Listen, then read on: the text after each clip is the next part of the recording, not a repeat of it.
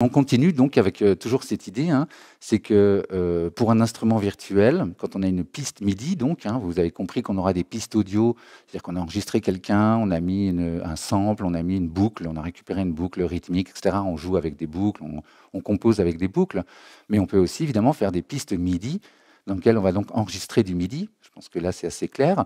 Et donc il faut bien retenir que sur une piste MIDI, pour qu'on ait du son, je le redirai parce que c'est une erreur qu'on fait beaucoup quand on débute, il faut deux choses. Il faut d'une part des notes, donc le plus souvent ce serait un clip en lecture, d'accord. Mais ça suffit pas. Si vous avez que les notes, c'est comme si vous aviez que la partition, mais pas d'instrument pour le jouer. Donc vous avez l'instrumentiste qui est là, mais il n'y a pas de piano, donc il lit la partition très bien, il a les notes, hein, un peu comme dans le clip MIDI, on a des notes, on a leur placement, etc. Mais il n'y a pas de son, quoi. Donc effectivement, il faut des notes plus l'instrument. Et à l'inverse, vous comprenez bien que si on n'a pas d'instrument, si on n'a pas de notes, mais qu'on n'a que l'instrument, donc on n'aurait que ça, mais pas de clip avec des notes dedans, ou personne qui joue, bah dans ce cas-là, c'est pareil, il n'y a aucun son qui sort, puisque vous avez un instrument et personne ne joue, il n'y a aucun enregistrement qui est déclenché, et donc votre instrument reste muet. D'accord.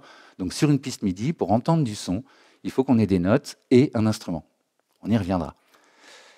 Oui, alors je vous disais, on trouve tous les outils du monde réel dans Live, ça va très très loin, parce qu'en fait, hein, vous verrez au fur et à mesure de cette présentation que Live, ils ont pensé à tous les usages, vraiment tous, le temps réel, vous verrez, même déclencher des lumières, même, enfin, tout est faisable avec Live, c'est vraiment ce qui fait sa force, hein.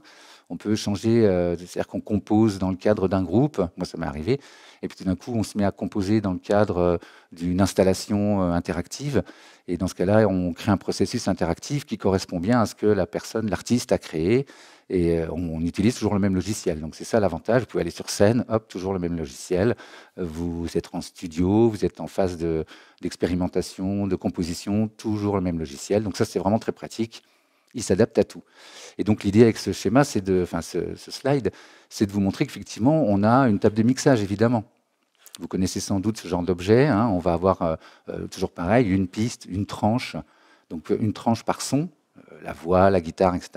Donc on retrouve exactement la même chose dans Live. Chaque piste va avoir comme ça une tranche, si vous voulez, où on va avoir le volume, et on aura souvent le panoramique, hein, comme sur les vrais appareils, le panoramique, donc gauche-droite. On va avoir la possibilité d'envoyer dans des sends, c'est-à-dire que c'est des pistes de retour où ça va récupérer le son et ajouter un effet dessus, genre une reverb ou un délai, c'est le plus courant.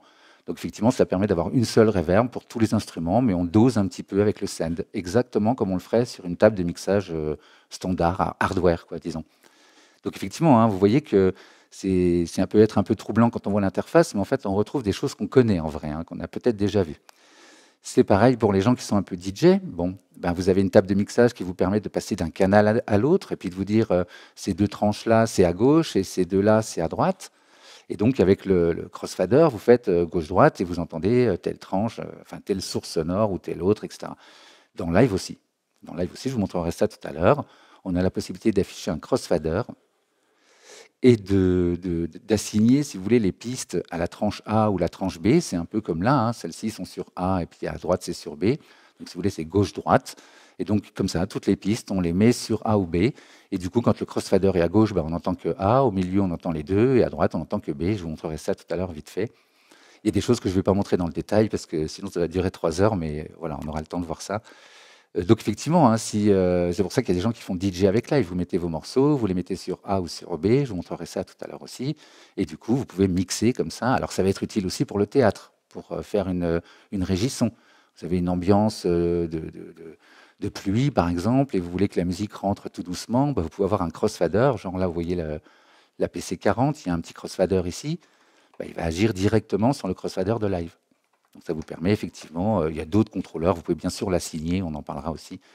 Mais voilà, ça veut dire qu'effectivement, ils ont prévu, et ça ne s'arrête pas là, beaucoup d'usages, beaucoup de façons de faire la musique, de diffuser sa musique, de concevoir, voilà. Et puisqu'on parlait régie, effectivement, hein, vous avez peut-être entendu, quelqu'un vous a peut-être dit, mais mets-toi à Live pour faire tes régissons pour le spectacle, etc. Ce serait plus simple. Effectivement, je vous ai trouvé une régie, une conduite lumière ici. Et vous, si vous connaissez un peu, ça vous parle sans doute. C'est-à-dire qu'on va avoir effectivement, premier moment, c'est sans doute la scène 1, etc. Et puis il se passe ça, il faut envoyer telle bande-son après tel texte. Et puis deuxième moment, il y a tel texte, il faut envoyer telle lumière, parce que là, c'est la lumière. Et ben, en fait, Live permet tout à fait ça. On verra dans le détail aussi. il y a effectivement cet écran session qui est un peu particulier et qui permet comme ça de créer des moments. Et c'est pour ça qu'on utilise Live aussi beaucoup pour la scène, pour la danse, pour le théâtre, etc. Parce qu'on va pouvoir, dans chaque moment, décider qu'il y ait telle ambiance, qu'il y ait tel bruitage, qu'il y ait telle musique. On peut bien sûr mettre tout ce qu'on veut dans Live, hein, de l'audio, bien sûr. Donc toutes les bandes son qu'on veut, tous les bruitages qu'on veut. On peut se faire des collections de bruitages, on peut, bah, voilà, tout est possible.